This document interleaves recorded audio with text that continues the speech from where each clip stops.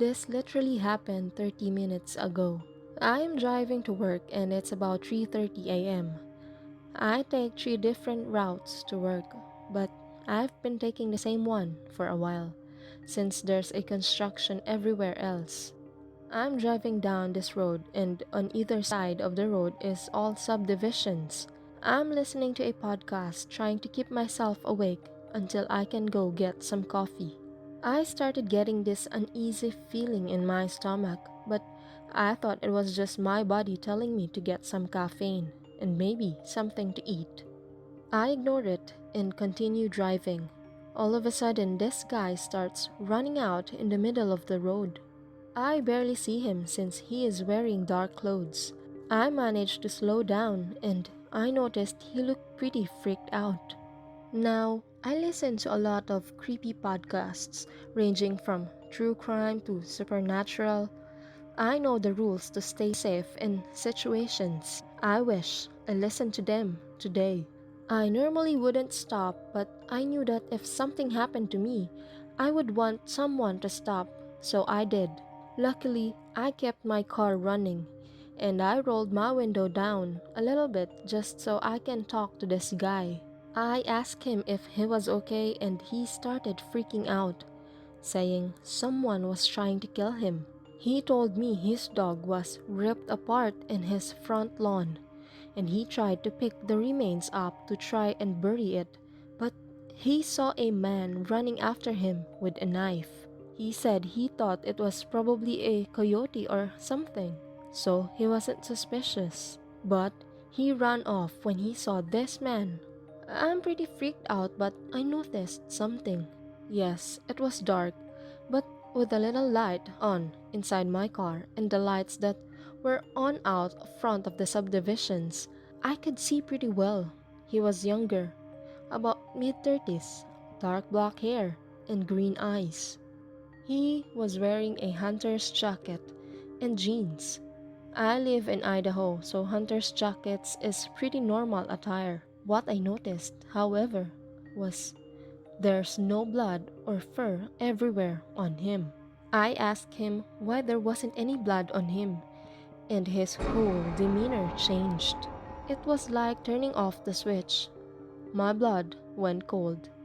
He stared at me for what felt like hours, but it was probably only a couple of seconds. What came out of his mouth next was the final straw for me. His whole body relaxed. He stopped shaking, and he leaned closer towards my window and smiled at me. It was a twisted type of smile, and his eyes went dark. He took a deep breath and said, I was going to help you. He then started cackling and tried to open my car door and immediately rolled up the window, put my car in drive and sped off down the road, not stopping for anything. Once I finally got to work, I started crying. I still have 10 minutes before I have to go in, and honestly, I'm terrified to get out of my car. To the guy that wanted to help me, let's never meet again.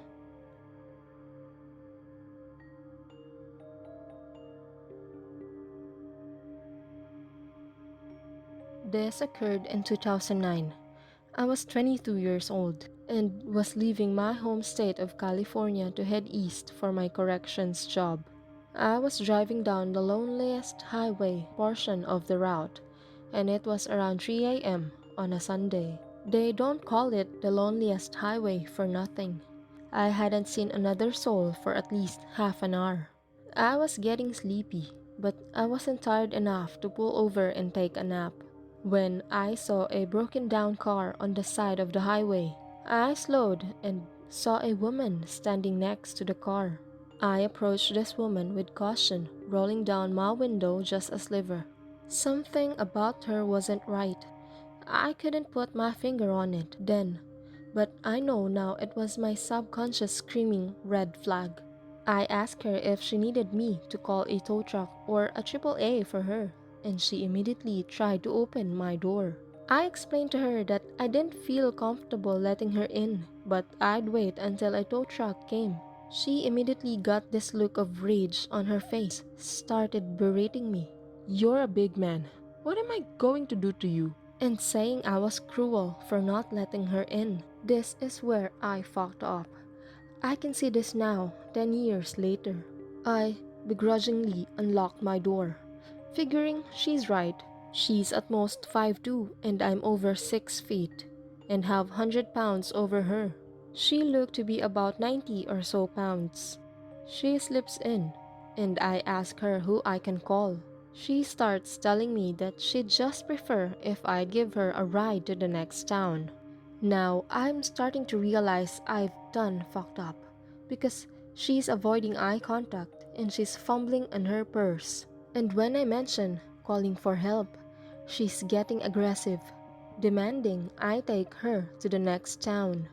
I am so busy trying to unfuck the situation, I miss a man who either was hiding in or near her car. It wasn't until he was almost to my driver's side door that I managed to catch him in my rear view mirror. I sped off and heard a ping noise and then my rear view mirror exploding. He was shooting me. The adrenaline alone had me doing near 90, and by this time homegirl realized in whatever drug-induced stupor she was in, her little plan was futile. She was hitting me, telling me to stop and let her out. When I reached enough distance, I did just that. Pulled over and demanded she got the fuck out. She started going for the oversized purse she had, but I had enough. I was literally shaking with adrenaline. I reached over, opened the door, and pretty much shoved her out. I tried grabbing for her purse, but she managed to hold onto it. Not before dumping half of what was in there on my passenger seat. I sped off, my door still open. I waited till I got a good distance from her and slammed it shut and locked it. I clenched the wheel and drove. If on something autopilot, it wasn't until later that morning I pulled into Dennis. Did I realized how close I was to pretty much dying. I had a good cry and realized a bunch of her things spilled onto my passenger seat. Most of it was nasty weighted up napkins, a few tubes of lipstick, and drug paraphernalia. I had considered calling the cops or finding a highway patrol officer. I did something stupid. I tossed all her things that had fallen into a trash bag and threw them away. At the time, I had a dream of becoming a cop and knew if I got caught with a drug paraphernalia, that would be impossible. I didn't think they'd believe me that the drug paraphernalia wasn't mine. I noticed a cop at the gas station across from Denny's and told him what had happened. He pretty much berated next for pulling over and then letting her in. He did say he'd look into it, but I doubt he did. I was so shaken, I pretty much picked at my pancakes and then left to continue on my way. I never did replace that mirror. I ended up selling my car, as where I live didn't require me to have one. Till this day, 10 years later, I hesitate to stop and help stranded motorists.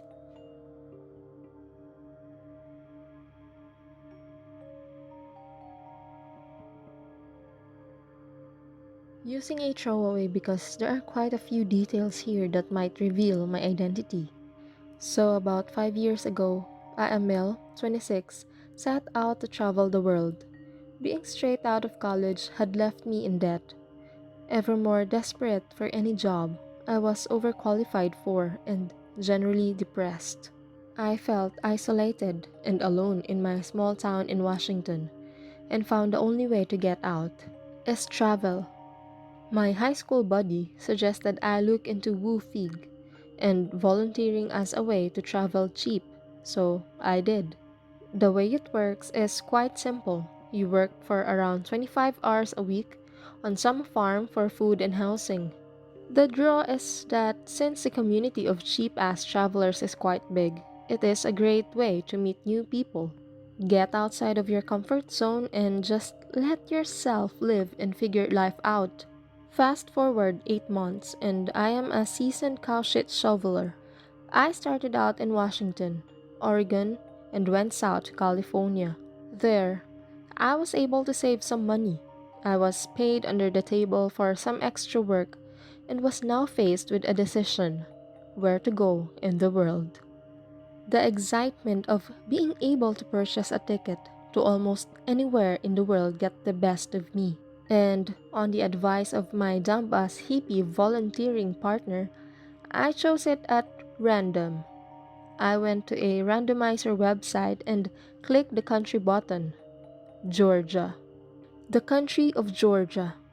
To say I didn't know anything about it was an understatement, but the fear of the unknown made it exciting and exotic somehow, and so I did. I purchased a ticket and started browsing for a farm that could host me. There were a few options, and most were remote and hadn't even an internet connection. I messaged every single one because few ever respond, and got a response from one farm on top of a mountain. The pictures showed a traditional Georgian stone house with a large garden out in the back, a family with several cheerful children, grandparents having dinner, animals. It seemed warm and inviting. The description was written in good English, and the requirements for work seemed reasonable. I was excited. After I flew into Tbilisi, the capital, I followed the directions that they have sent to locate the farm, which wasn't an easy task. Few in Georgia speak English. The roads are fucked since few have been maintained since the fall of the Soviet Union, and the country is generally poor. It took me around 20 hours of Soviet buses and taxis, weird serpentine roads and paths to get that desired blue pin on my map. It was a dirt path leading up a steep hill into a national park up in the north of the country. There was nothing for miles on end but trees and their silence. As I got up the hill, I saw the house, about half a mile away on a steeper hill, surrounded by the trees. From that viewpoint, it seemed abandoned, overgrown, brown, and dreary. As I walked past the gate, Giri, a fake name, the apparent owner approached me. He was a heavy, small middle-aged guy with a big smile on his face. He shook my hand and in broken English started to show me around. He also smelled of booze as he was showing me around. I noticed that there wasn't anyone there but us. I asked about his wife and kids, and he brushed that aside and said something to the extent, They're away right now. by this point, I am creeped out. From browsing around, it was apparent that the farm was in deep decline. Apple trees and crops were dying. The roof of the small barn caved in. The house itself is full of trash and smelling of mold. It was obvious that Giri was going through a rough patch. But I wasn't going to turn around and just leave in the middle of nowhere without a plan, having not slept for the past 36 hours. It was evening, and after feeding me well and trying as best as he could to hold a conversation in English, Giri showed me my room on the second floor and I went to sleep.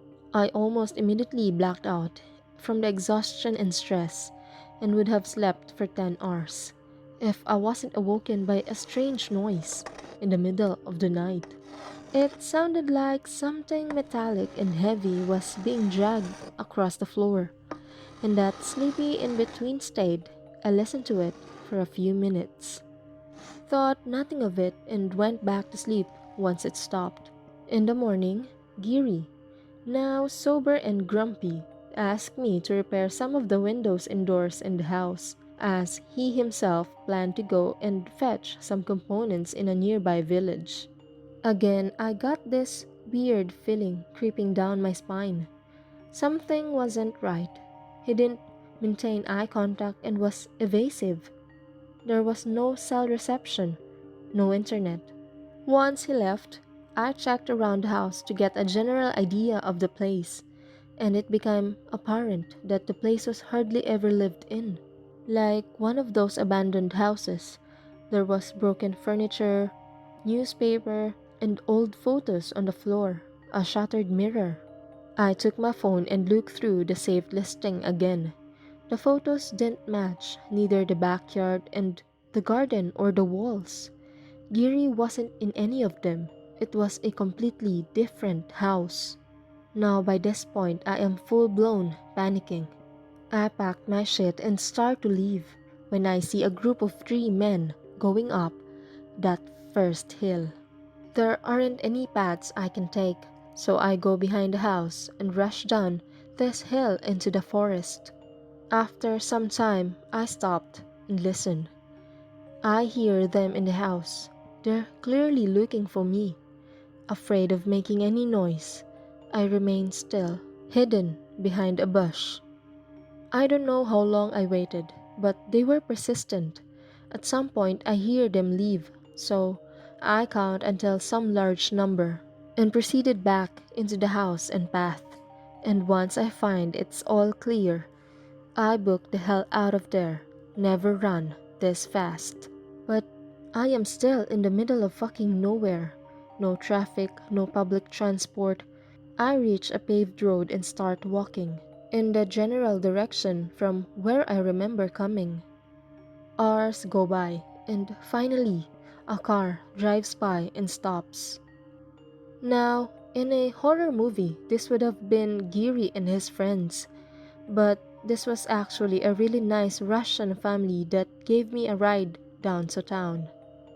The listing disappeared from the website in a few days after I left, and I haven't heard from Giri since. I've yet to make sense of that experience. I have traveled since and volunteered too. Some people, once they hear the story, laughs and say that the guy was coming over with a couple of friends from the village to have a chat over a few beers. Some say he was bound to kidnap and kill me, but I trust my gut feeling. Something was really not right, so let's never meet again, Giri.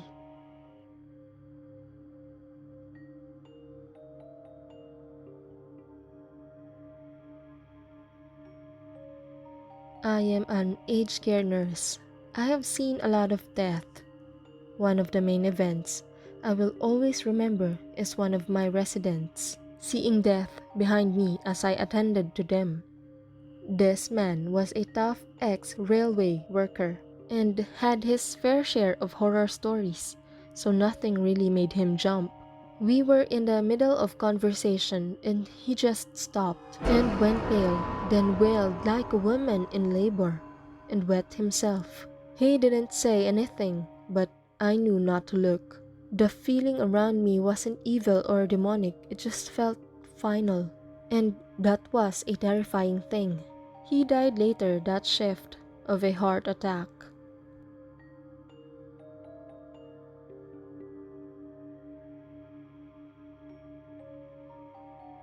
There are tons of stories on social media of women fearing for their lives in stores. I cannot speak to the validity of their stories, but I can tell you mine. I was working a job that sometimes had late hours, and I would blow off steam in my local Walmart afterwards, either to pick up groceries or to just walk around to wind down before bed. When I pulled up to the parking lot, there were 2 men hanging out in the almost deserted parking lot. I sat in my car for a few minutes because they scare me. I almost didn't go in. That's how much of a bad vibe they were giving me. They were sitting on the hood, and it wasn't until 2 other people showed up that I decided I felt safe enough to walk in with the 2 new people. The other 2 men followed. I did my shopping, as usual, across the store, until I realized I was being followed. The 2 men waiting outside previously were suddenly in my eye line every time I looked up. They were across from me in makeup. They were down the aisle from me in house goods, down the aisles from me in grocery. So I decided I would test them to see if they were really following me. I walked to my left, and one of the men ended up looking at women's bathing suits while he was watching me. That was it. There was no denying now. As I made my way towards the front to the checkout, I saw one of the men sprint out the front door ahead of me. As I checked out my items, the second made his way out of the door. That's when I decided this is really going to happen if I go out those doors. Those men are going to take me. I decided to get an escort. It took a long time for me to find someone working. It was already 12 a.m. and most people were stalking. But when I finally did, I told them that I didn't feel safe, that these men were following me, and that I wanted an escort. In that time, the second man came back into the store to see what was taking me so long. The manager said they had been hanging out in the parking lot all day, so the manager finally found a man to walk me out. And what I saw when we walked out will stay with me forever.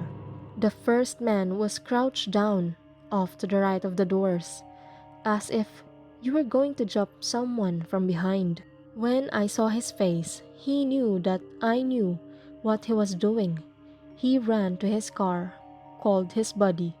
I am assuming he got on the phone real quick and went and sat in the car while I was escorted. I called the police as I drove away. I should have done it inside the store, a big regret I have. So, attempted kidnappers, let's not meet.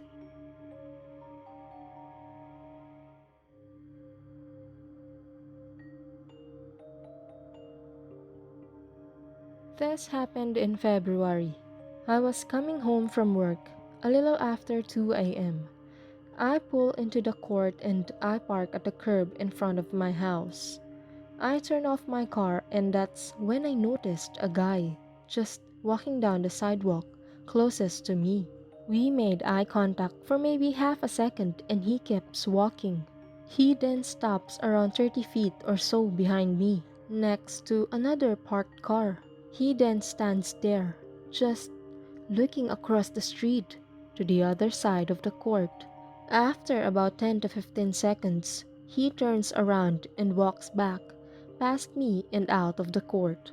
Naturally, I didn't get out of my car until he left. I had no idea who he was, and as far as I'm concerned, no one just goes for a walk at 2 a.m.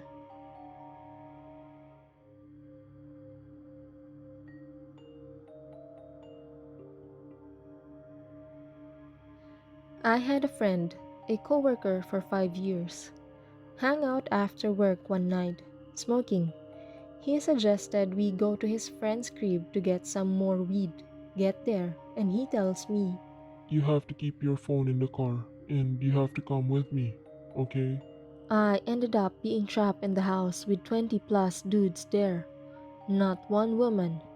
I am 18, female, and they were cooking crack and had bricks and bricks of blow on the counters. I was fucking terrified. I couldn't even say hi to them. They all stared at me and were making jokes and laughing at me. Coworker stays pretty silent the whole time too, but I can tell some are his friends. He then took me to a back room that only had an air mattress in it, pushed me in, and locked me in there. I am shitting myself at this point, thinking about jumping out the window or something, or just prepare for the worst. I hear some yelling, more laughing. Someone calls him a pussy ass bitch. He's back 10 minutes later, grabbed my hand, and dragged me out of the apartment. I'm sure he saw how fucking terrified and confused I was. He didn't say anything until we got outside. They wanted to gang rape you. Called me a pussy ass bitch because I didn't want to. Sorry, I locked you in there, but I didn't want that to happen. I got the window if you still wanna blaze.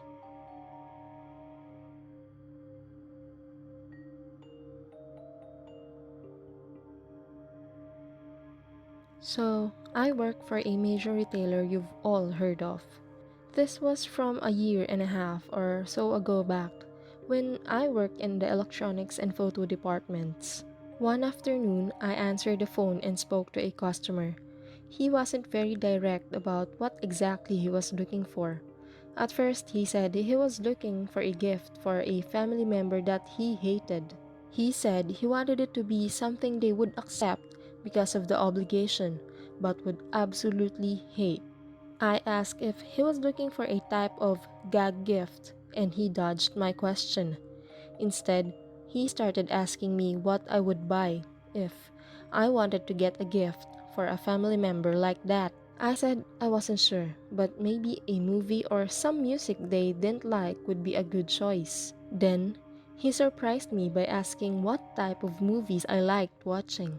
I said it wasn't anything that would really fit what he was looking for, as I usually watch anime. Next, he asked if that was something I'd want to watch over dinner. I said I certainly do watch it while I eat dinner sometimes, not knowing where he was going with this. Then he said, No, no, I meant with me. I laughed nervously and told him no. Then I quickly changed the subject back to what he was looking for, and he asked if we had a certain TV series in stock. I told him I'd go check. By this point, I was feeling pretty uncomfortable, but I wanted to keep up my customer service and not disappoint the customer by being rude. So I found what he was looking for and then told him the price and how many copies were in stock. After this, he asked me some other questions about myself, and I told him that perhaps I wasn't the best person to help him. So I handed the phone off to a male coworker. I walked away from the desk at that point and made my way back to the photo department, where I felt safer as I wasn't in the direct view of customers who were walking around. I took a moment to collect myself before I left. This next part was my coworker's interaction with the customer on the phone. My coworker introduced himself in the usual manner and asked how he could help. The man said, Oh man, where did the cute bubbly girl go? my coworker replied with an improvised response of, Oh, she's actually our photo associate. She doesn't know as much about electronics. to which the customer responded with, Ooh, I'd like to see some pictures of her naked. to which my coworker did not know how to respond. The customer then said it would be easier to just shop in person and that he'd be back later to see me and hung up. I asked my coworker if he was ever able to get a customer off the phone. He told me about what the customer said and I felt sick. I was also terrified of coming into contact with this customer that I went to management and reported the issue. They chuckled and said that there wasn't anything they could do, as it was likely just a prank caller. I was worried about spending any time on the sales floor, but I still had to complete my shift. That evening, I was terrified. I politely asked a male coworker to walk me to my car. He obliged, and we saw no trace of the creepy guy anywhere. And I've never heard from him ever since then. So, to the creepy guy who called my work, let's never meet.